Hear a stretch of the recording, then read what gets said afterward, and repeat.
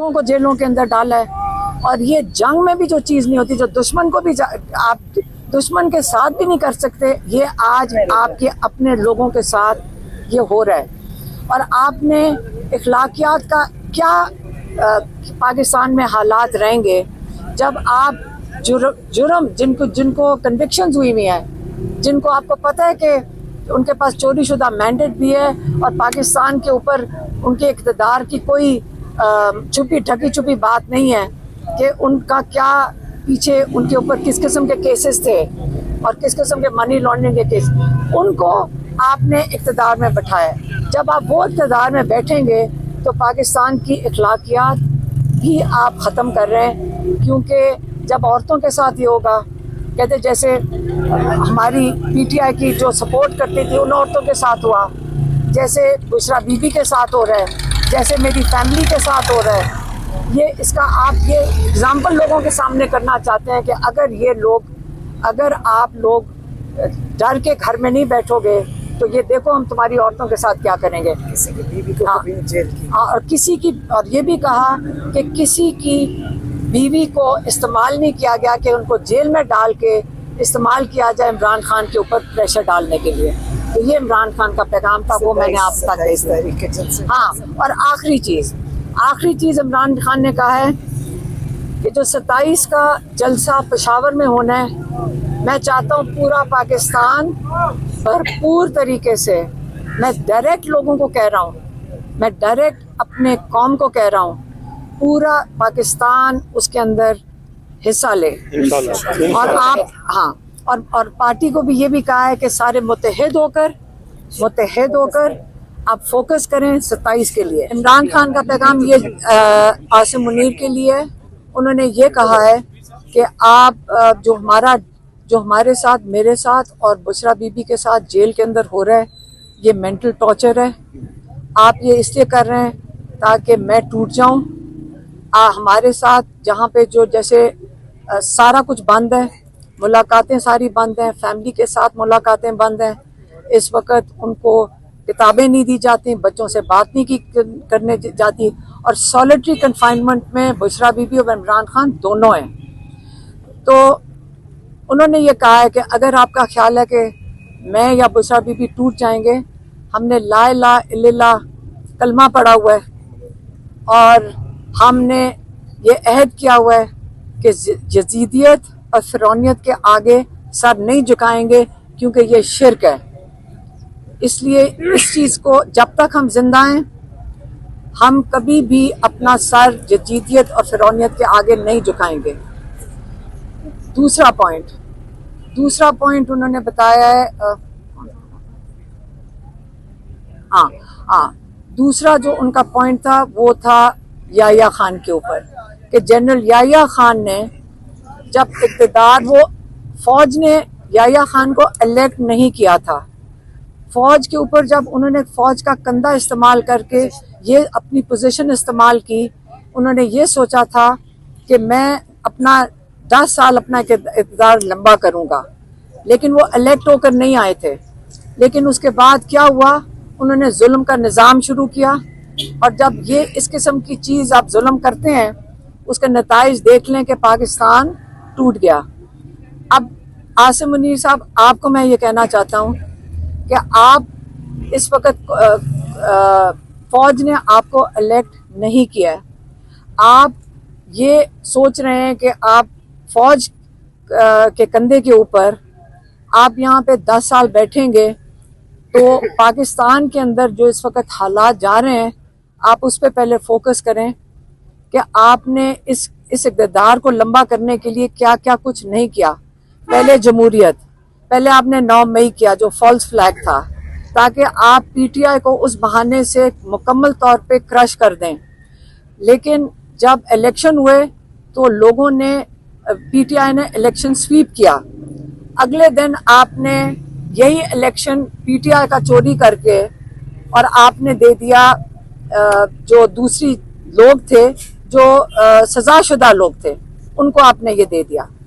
फिर दूसरा आपने ये किया कि जो क्या था,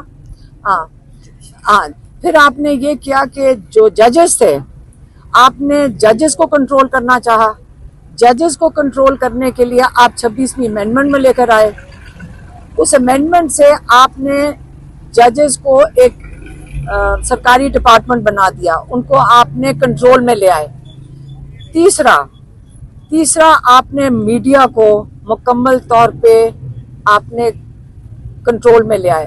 और बड़े साल लगे थे कि हमारी मीडिया आज़ाद हुई, बड़े साल लगे थे कि जमहूरियत अपने आप को इवॉल्व कर रही थी, और बड़े साल जब से पाकिस्तान बना है कि जुडिशरी भी अपने आप को इवॉल्व कर रही थी।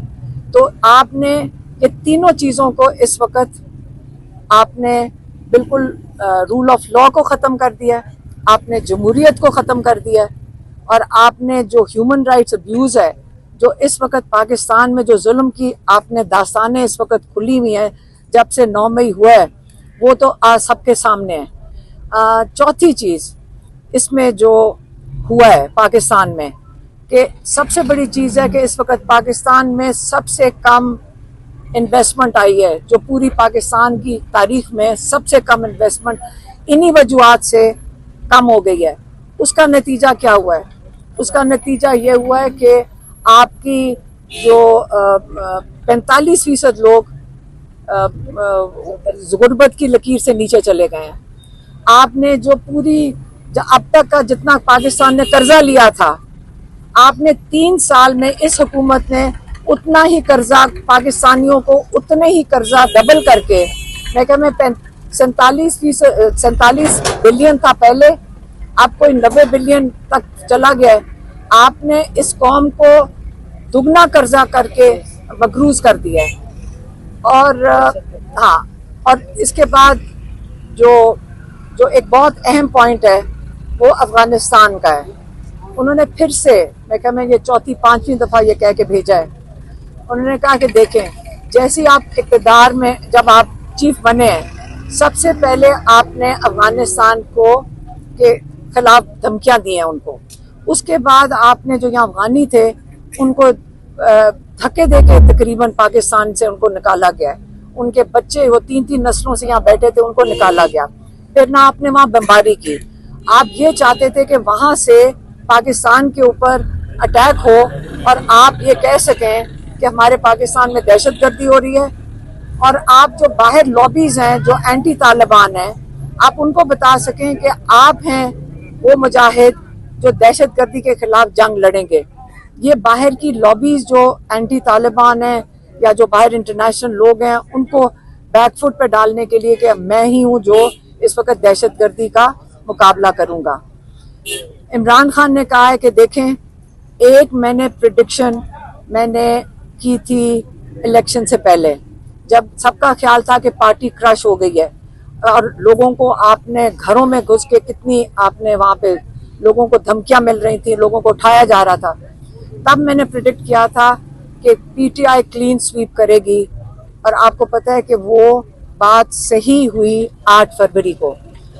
अब मैं अगली प्रेडिक्शन आपको करके देना चाहता हूँ।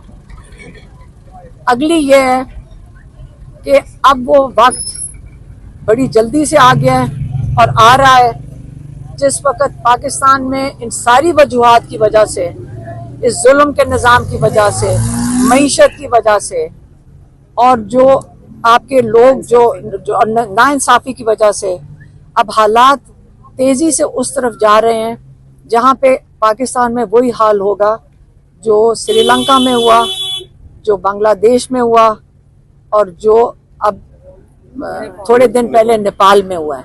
और पाकिस्तान की हालात बहुत तेज़ी से इन वजूहात की वजह से, जुल्म की वजह से, मईशत की वजह से, लोगों का वोट चोरी की वजह से, नाइंसाफ़ी की वजह से बहुत तेज़ी से हालात उस तरफ जा रहे हैं। आखिरी पैगाम इमरान खान ने अपनी पार्टी की क़यादत को दिया है और इमरान खान ने अपनी क़यादत के लिए उन्होंने ये कहा है कि देखें, आप पीटीआई ने पूरी कोशिश की कि इमरान खान ने कहा हमने पीटीआई के जो ने सारे लीगल रास्ते अपनाए,